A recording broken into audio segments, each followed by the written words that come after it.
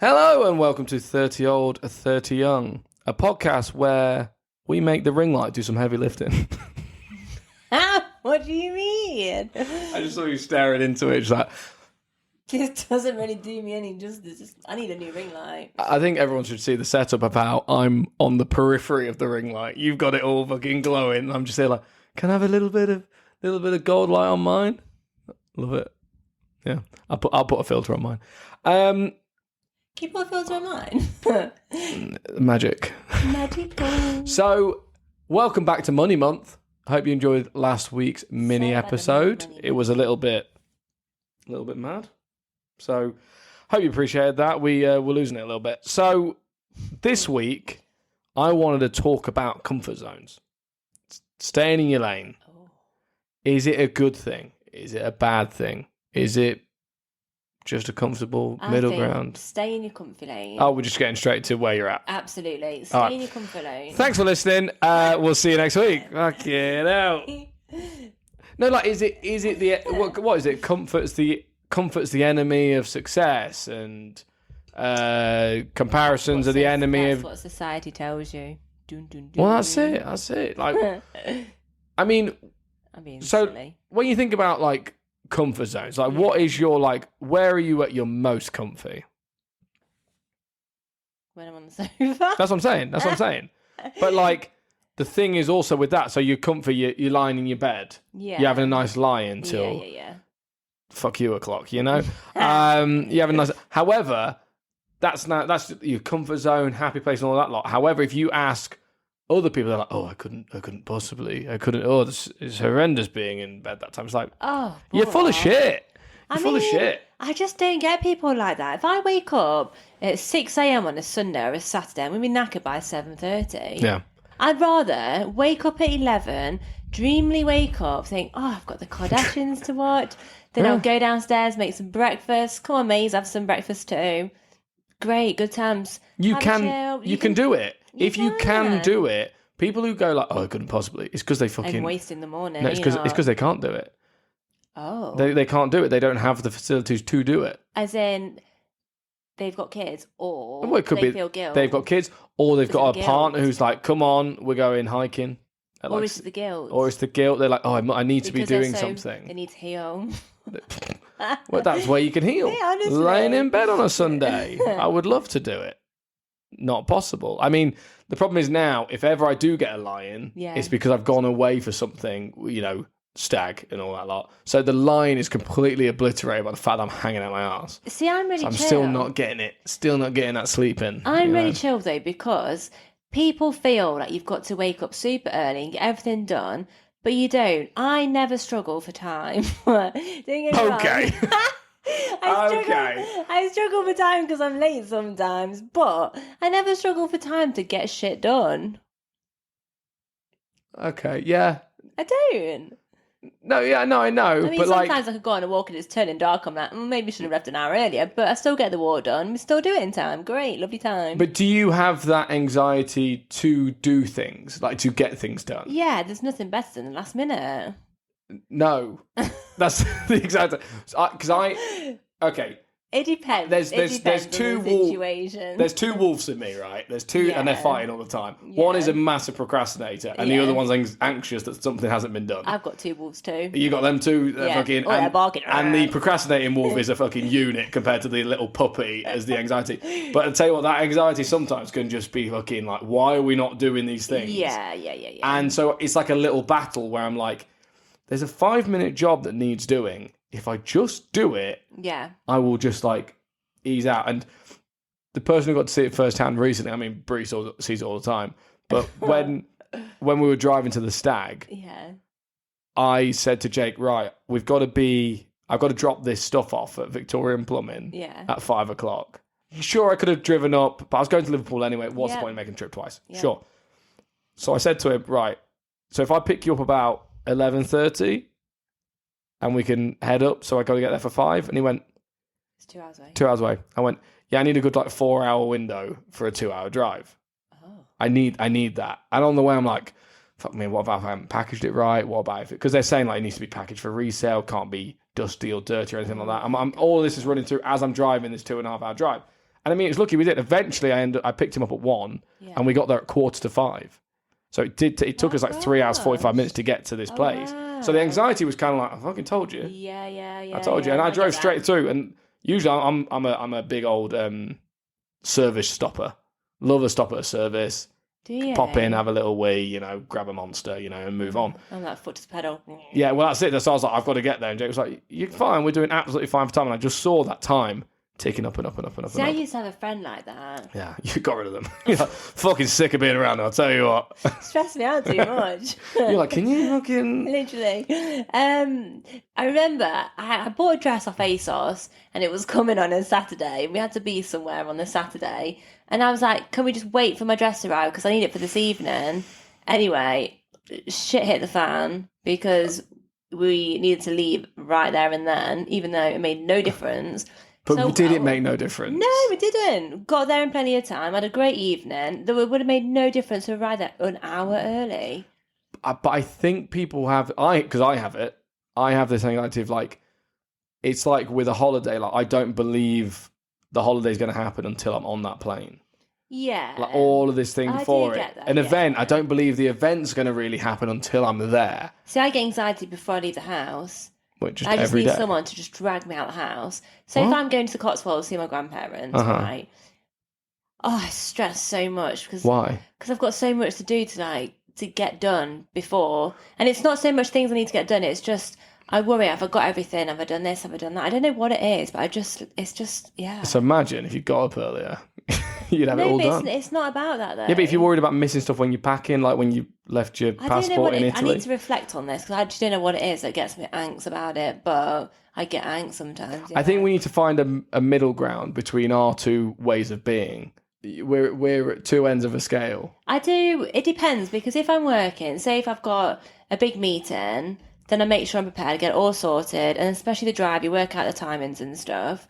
I don't know. It's like my grandparents. I don't know why I get angst. I need to reflect on it because I don't actually know why. Are you? But it's just Well, because you're not going to be anxious to see them. no. Are you? You're not going to be. You're not. It's not like there's bad blood there, and you're like, oh Christ. No, of course not. No. That's what I'm saying. Like sometimes people get anxious because like they've fallen out with someone previously, and so they don't really want to go around and see them, or if they've, I mean, if anyone said something is- stupid at the last if anyone's- party, so the next event they don't really want to go to. If anyone's me. listening to this and understand why I do it, please just drop me a DM. Because Charlotte fucking has no I idea have what she no does. idea. But it's That the is thing, weird. If I go out for a meal, I just Is it like you're worried about you leaving something on, you leaving I something don't know. behind? Honestly, I need to You're like reflect on this. I an don't hour to the know. Cotswolds, you're like, fuck, Maisie. I don't Shit. know what it is. Hmm. Maybe it is. It's a Maisie thing. It's a Maisie thing. It's leaving Maisie. I don't like it. That's it. Because if I could take her with me, I'll put her in the car and I'll go. I don't like leaving her. That's what it is. There you go. Don't need to message me, guys. I know. I worked it out. You can't leave anyone behind. I just don't like leaving Maisie. If I'm taking Maisie with me, I'm good. She's your comfort blanket. That's it. Mm. So for you, comfort's a good thing. Yeah. Because it's Maisie. It's Maisie. Of course. Dog. Pod dog. But like, on the other side of it, does growing up just look a lot like settling? Does No, maturing seem a lot yeah. like, giving up? If you're happy, that's what the main thing you need to ask yourself is if you're happy.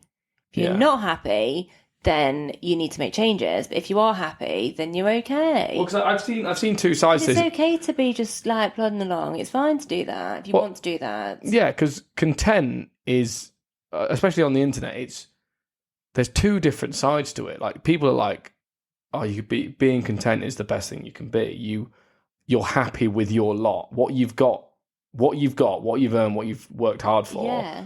You're happy with, you appreciate it. Yeah. However, people are like, if you're content with what you got now, you fucking suck, and you need to be grafting. You need to be working. No, Never be settling for what you've got now. Be settling for what you've got in 10 years, 20 years, It's about 30 happiness. years. I always find these creatures very interesting. Or these fucking Instagram creatures. Can you be like so successful Yeah. and so like really in your bag? I think that's a phrase that cool Yeah. kids say these days. That you don't see the writing on the wall that there is something coming that is going to absolutely knock you for six. And it could be that like you think you're doing really well, but there's someone who's, I don't know, someone who's coming up behind you who's basically going to take your job. They're going to get rid of you. Maybe, and plus with the invention of like AI and stuff like that, there's a lot of jobs that are going to. Yeah. So is it like, can you be so blinded by it and so comfortable that it's just basically will be like a hubris? It'll be like the end of you because you haven't prepped for when it all goes to shit. But like, it just reminds me of like, Kodak. Yes. They were doing so well, like just unreal business, absolutely dominating like the film market, right? Making billions and billions and billions. One of their engineers, it's like Steven Sasson or something, I can't remember, Sassoon. He invented the digital camera in like 1975. Yeah. And they went, shut the fuck up. No, you didn't. All right. Oh, what? You keep that to yourself. You keep fucking making film, all right? Just shh. Yeah. And so they carried on with film and carried on. And they basically just kept selling the film, kept on it as that market got smaller and smaller and smaller because digital cameras started to come into the market. It was like it was like 10 years later when the first digital camera came into the market. They had it already. They had it there, but a different company. And in the end, they only just managed to claw back the biggest market share. And when they did, they finally receded. Finally were like, fuck it, yeah, digital cameras, been off film, whatever, films in the past. But two decades too late, everyone moved to camera phones. And so they just got there with the digital camera, and then everyone just pivoted to the next thing. They were just behind on it. Bloody hell. But they had it there. They had it right there. God. And we're just like, no, you're all right. And we're gonna keep doing what we're doing. They stayed in their lane. They were comfy with it. They knew they were dominating, but the writing was on the wall. I feel with businesses, it's a different thing because you've always got to be moving, always. Yeah, but they weren't. Yeah, but no, but that's what I'm saying. You've always got to be moving. You've got to diversify. You've always got to be looking at the next thing. There's a book on it, Blue Ocean Strategy. You love water, you do, don't you? Huh? You love a bit of water. But you've always got a bit, yeah. It's hard though because you can imagine like being on the board of directors where someone's like, hey, listen, I know film's doing great right now, but how about we completely disrupt our entire industry, kill our film sales, and instead of making billions on that, we kind of change the entire market and start selling people digital cameras we make less money on? Huh? What do you reckon, guys? And they'll all be like, shut fuck off. You're fired. You're gone. You can't see it. I mean, it's kind of like people never thought that iPhone would replace BlackBerry. I know. But fuck. Have you seen that? No, I don't know. I was about to say, have you seen the film? I remember when I went to Thailand and all the Australians had iPhones and I had a BlackBerry. I was like, oh my God, you've got iPhone. They're rubbish. I know. It's mad, isn't it? How did I even think an iPhone was rubbish? Yeah, but I used to love my BlackBerry. I did too, but a bit of BBM. Yeah, but it's just like WhatsApp, isn't it? That's it. It's so crazy. But things are always entertaining, and then when the new thing comes by, like, so I know we didn't jump straight from like WhatsApp to FaceTime. However, like that's like a huge leap, and you can't imagine that being entertaining. You can't imagine even before like BBM was portable, and before that we had MSN, right? Yeah. Which was kind of just like you sat waiting to chat to your friends locked in there. I love that. But then before that, it was like, I suppose we had some mobile phones, but nothing too great on it. All you could do was play Snake. Yeah. It's like as the tech kind of jumps on, we're kind of more susceptible to be bored by what we used to be. Like that's why I can't play Crash Bandicoot. That's it. I can't really play games anymore because like I think I had a better attention span as a kid than I do now. Like you could commit to more things. Like, I think genuinely when I try and show Bryn and Coop Crash Bandicoot, they're gonna be like, the fuck is this? Like it's gonna seem so. We always play that as kids. That's I remember that. And we were lapping it up. We were in it. We were locked in. Yeah. But it's gonna be seen so because tech's moving so quickly. It's gonna be seen as so like rudimental, so basic. They'll have their facing on, won't they? The goggles where they're in this. Oh, they'll have VR, and they'll be like, exactly. However, and playing Crash Bandicoot VR. Okay. Oh, that'd be so cool. Now we're talking. Unless someone's chasing you when the boulder moves. Yeah, but I thought there was a thing that was coming out for a little bit, and I wanted one so much. It's like a so you're doing VR. Yeah. And you're playing like Call of Duty or whatever. Yeah. But you're on a treadmill. And the treadmill moves with like fuck your gym off. Like imagine doing Crash Bandicoot. I know. And you're on a treadmill, you just run in, jump in and whatever, and just absolutely gunning it. Spin around. That's what I'm talking about. Like that's the new, and they'll be doing stuff like that, or they won't even have goggles. They'll just be like Yeah, but even an implant, and it will just transport them somewhere, and they'll just be zap somewhere, and they'll be like, oh yeah, I was just in fucking, I don't know. No, that's a long way off. Yeah, that'd be their children's children. But is it though? That's the thing. It wasn't that long ago. Yeah. Where, I mean, the fact that you were in Thailand and the iPhone was coming about, and now we've had 18 of them since then. And I remember being in school learning the keyboard at the computer, and that was unheard of. That's it. Like, it was so good. And computers were like, it was like a huge thing. Yeah, and we had one when I was in year 4, and I was like, I was learning to type with 2 hands. Yeah. But that wasn't even a thing. Well, it was always a thing. Now look at the computer. That's it. Well, when someone was into computers, always be like, well, I don't know if they're going to be. The internet wasn't going to take off. No one's going to fucking use that. It is absolutely mad. So these innovations can combine absolutely just. This is why the comfort zone is scary. Yeah. Because something can come along and just absolutely blow it out of the water. And it's also, if you get comfy with your technology and you're not keeping with the times, that's another thing, because times change, and before you know it, you're going to be like your nan who can't do anything. That's why I'm scared of that. But I am worried that there is going to be a time where I can't help the kids with some tech that they've got. Like they'll be like, oh, Dad, just get out of the way. They'll like be showing you. Yeah, but that's I know, it's horrible, isn't it? It's going to happen. But that's why it's important to keep up with the times. You've got to keep up. But like, what's the equivalent in your personal life of keeping up with the times on tech? Like, what have you got to be keeping up with? What's going to blow you out of the water of your comfort zone? Wow, that's it, isn't it? Well, I suppose in a more, like, not to kind of fat shame, but for me, staying in my comfort zone too much was getting obese, getting absolutely too fat, and you could have had a heart attack.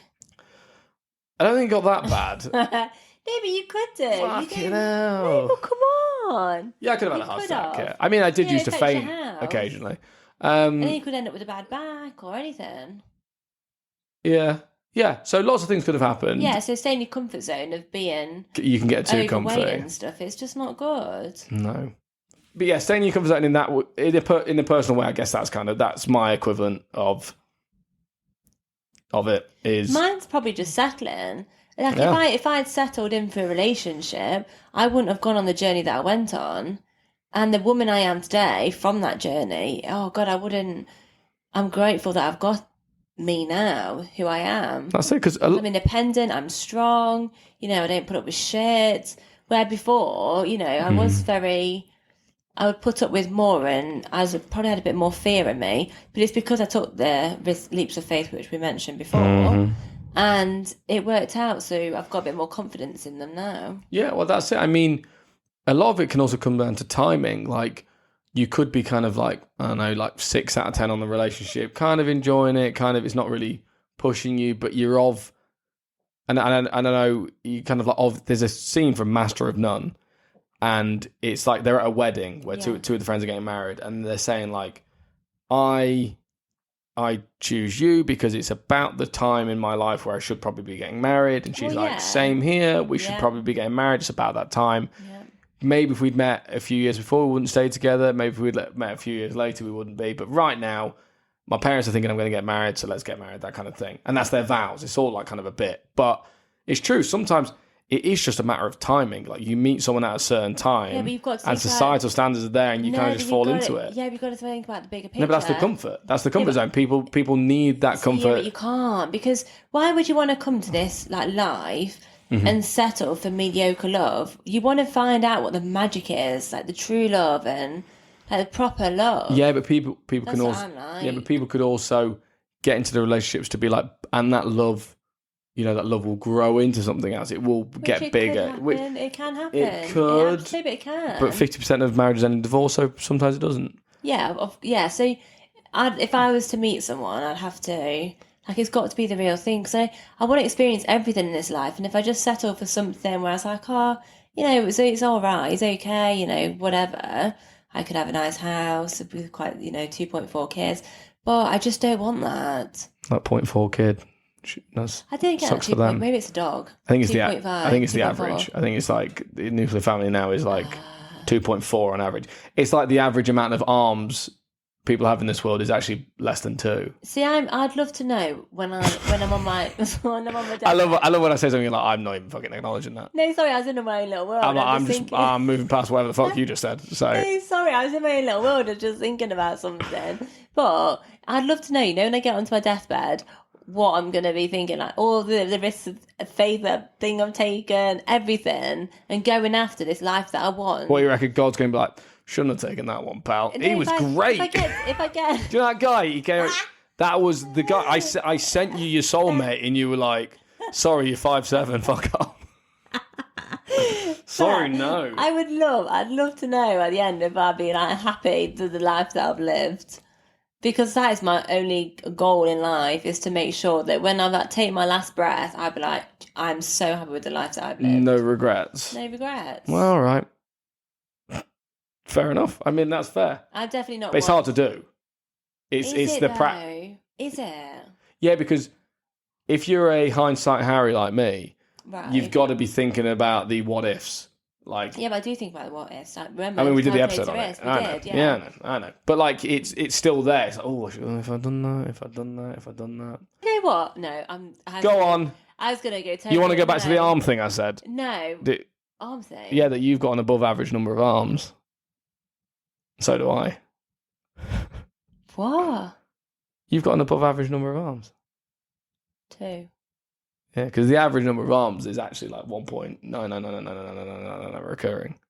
Because all it takes is one person to have one arm. I get it. And then obviously it's the average. That's it. It just tips it down. Oh, God. I know. That's what's in here, rattling around. This is on my 6-hour round trip to go collect something tomorrow. This is what's in my head, just like a monkey with the fucking symbols. That is so funny, so honestly. Stupid. Oh, I'm glad we circled back to that. It was worth it. I completely sorry. I was in my own little world there, thinking about something. Completely missed it. I'm sorry. It's all right. I'm not hurt. We got it. But I can delete it, so pretend you actually listen to me. I can edit it down. But yeah, so staying in your lane. Do you like it, or you don't like it ever? If I'm happy, yes. But if I'm just being lazy, I'm just putting up with shit. Sorry for swearing. I do that quite often. Yeah. But if you just Charlotte, you could have, yeah. Okay. Anyway, if you put up with it and it's just because the fear is holding you back, then I don't agree with it, no.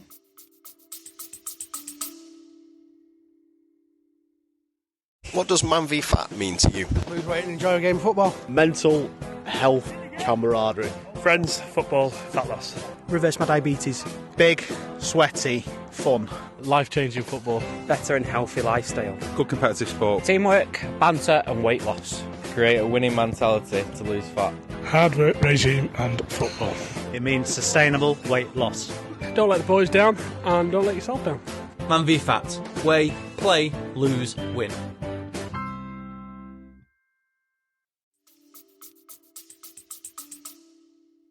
I think I follow. I think I do. I don't know. I think I definitely live by it, for sure. Live by what? Well, just by that truth. I don't know. I don't know what you throw me, because you were like, I live in the comfort and then not the. I was like, I don't know what's going on. Say the house, for instance. My head's okay, gone. Yeah, my house. I could get a bigger house. Yeah. Right now, I'm settling. I was going to say because literally before we started recording tonight, you were like, I want a bigger house. Yeah. But what you're saying now right is that you should be actively seeking a bigger house. Yeah, which biggest podcast studio. Oi, I'm with you. Nothing wrong with this lounge. I'm with you. Nothing wrong with our studio. It's great. It's all right. Oh, I always worry someone's looking in behind me. Oh, don't say that. No. No. Stop it. No. I do, because I think what you're saying is, from what I was grasping, I didn't understand. So you're saying that if someone or something isn't treating you right, whether it be a person or a job, it is still quite easy to kind of be like, but this is what I know, this is what I'm used to, and you kind of lean into it a bit more, right? And then you end up staying because you've maybe been with someone for 5 years, or you can't leave because financially you're intertwined. Like you don't know what a divorce or is going to do, because people will always think, well, that's never going to be us when a divorce comes about. But people turn into the most horrific. Oftentimes, it comes down to the divorce lawyers. They really fucking ramp it up and make it. And you hear some horror divorce stories. But I did see a TikTok the other day, and I'll show it you. It's this girl, and she stood out in the snow in Switzerland, and she's like, "Yeah, I'm going to leave my fiance." Right. And she's just saying, I wanted to get on the train, he wanted to get on a bus, and he has just flown off at me about this. Just gone way overreacted to the whole situation because I just want to do something different than he wanted to do. I offered to pay for the train, the train's right outside, I didn't want to get on the bus, whatever. Yeah. And she's like, I'm not going to say anything now. I'm going to wait till we get home because we're in Switzerland. I don't want to have the horrendous journey back or whatever. Yeah. But when I get back, and she goes, and she says, it's been 8 years. Our finances are intertwined. Our life is intertwined. But I'm not going to live the next 40 with this guy who's going to fly off the handle of everything. That's what I broke up with someone. That's it. I broke up with someone just for the same reason. It makes sense because otherwise, if they fly off the handle now, what else are they going to fly off? If you've got kids as well, if ever you have kids, and you're putting your kid at risk in the future, I just couldn't do it. Yep, she's not settling, and the thing and that's is, it. I remember I had another relationship, which was quite long term. We had just bought a house. We'd been there 6 months. Yeah. And I decided I just didn't want my life to be this way. And I made that risk. I had to, and don't get me wrong, it took me a while to come to that conclusion. Yeah. It's always going to. But when you make that risk, because obviously I've got a little bit of faith. So I feel like there's always someone there helping you. But I think if you go after happiness and you're brave enough to do it, sometimes things will happen. And I've seen it from other people before, like a girl, she was divorcing her husband, she couldn't afford it, but then all of a sudden she got a job promotion at work, which gave her the finances. And I was like, look, see, it's all meant to be. Life is helping you. And it's like I was in a house and I was thinking, God, we just bought this house. We couldn't sell it because we just bought it. Been in there 6 months. Oh, Jesus. And that is it. It's the financial institution can just think of the amount of people who are together because of that reason. Like, if you were to break up, it would just be like, it's more hassle than it's worth. I would rather go to a 2-bed house where I was going to be happy than stay in this 5-bed house where I was miserable. That's it. And that's the thing. And you can, and obviously, not that you're in a privileged position to do that, but there's some people they literally have nowhere to go, and they're like, and I've been, to fall back on, and you had nowhere to go. Yeah, I've been in that situation before, where obviously I left home at 18 because I had to, and you had nowhere. And I was in a relationship, and this relationship wasn't right. I signed up to university because I thought, oh great, I can have accommodation for a year with the funds from uni that you get for it, and I thought, oh great, brilliant, but. Again, things just happen, and when you take that leap of faith, sometimes you don't realise, but the help does come. It does. Like, it has done for me, and that's why I believe it happens, because it's happened in the past. Yeah. Where I went into a professional house share. Yeah. And I had a great time, and before I never would have ever thought about living with someone, and that took me out of my comfort zone, but I did it. That's surprising. I feel that's a bit of you. No, it's a big risk. At first, it's like, this is fun. Then I'm like, oh, fuck. But then I did it, and honestly, I had such a great time. The thing is, it seems so simple that to step away from fear would obviously lead to happiness. But it's hard to do. It can take a while. It can take years. It can take 2 years. It can take a year. Sometimes it could take 10 years. Because sometimes your life is, like, if you've got kids with this person, your life is completely intertwined. You're Absolutely. never... Marriage is one thing, but kids are not... You are going to be... to them forever. And so then you're going to be worried, it's a hard line to tread, and it's a hard thing to talk about. You're never ever stuck. You never ever are stuck. But I truly believe that as well. But it can just feel like you are. Yeah, it can feel like you are, and that every day you're like, I should. And you'll have people that will always talk about I just need to, people who talk about not liking their wives, people who talk about not liking their husbands, how their husbands don't fulfill them anymore, blah blah blah blah. But then they just stay. Yeah. They don't move on because they've been together that long. It's like, what else could you do? I've got to get back in the dating scene right now. I've got to get back out there. But that dating scene's waiting for you. Yeah. You'd be surprised. It's always the fear of the unknown, isn't it? And it holds so many people back. It really Absolutely. does. It's held me back before. Oh yeah, I mean it makes sense because it's the measured leap, right? Yeah. It's going to hold it, and then you can kind of talk yourself out of it. And you think the further you get away from a situation, like a bad one where you want to just leave, get out of there, the more time you leave, the more you're like, well, I guess it wasn't that bad, and you kind of talk yourself back into the comfort zone because you've got the 5-bed house. You're like, oh, I've got that. I could just. It's a big enough house that I can have my own office. I can stay away from them. You know, it's mad what you can talk yourself into, but that's the human condition. It's mad what we can actually put ourselves through. Yeah. And I feel like I've got a little bit preachy at the end here, so apologies for that. But that is comfort zones for you. And if you do want to share that with your friends and family, please go ahead. Give us 5 stars if you haven't already. Subscribe on Spotify and Apple. Why not? It's already on your phone probably. So please do. Then you'll be notified every Monday morning when our main or mini is out. And as I said, this is Money Month because we kind of want to have a little themes every month to follow. This month's my month, so I'm going with this little thing I'm interested in. Next month, we'll see what Charlotte's got in store. So, and if there's something that you guys want us to chat about, let us know. Yeah, you're all far more interested than we are, so let us know. Yeah, let us know what topics you want to hear. We'll throw those in as well. We can dedicate our month to you. You'll be amazed what we can talk about because we've been at this for months now, nearly a year. Wow, yeah, but we just didn't release till August. No, but like we've been chatting. Yeah, it's nearly a year. Oh my God, it's in March. Yeah. Oh, I need to bring out another cake. We've been chatting for nearly a year, so we can keep chatting if you want us to. And if Did you you have a cake to celebrate or not? Did you not like the last cake? The last cake was good. Another cake. Yeah, another cake. And if you want to donate some funds to so we can buy that cake, there's a little link below in the show notes. That's what I call it. Show notes. We're professional. You can donate in the show notes. Thank you. And we'll see you next week. Have a great week, everyone. Stay safe. Ciao, ciao, ciao. Bye, bye, bye. Thanks for listening. We know time is precious, and we thank you for yours. Please like and subscribe, and we'll see you next week.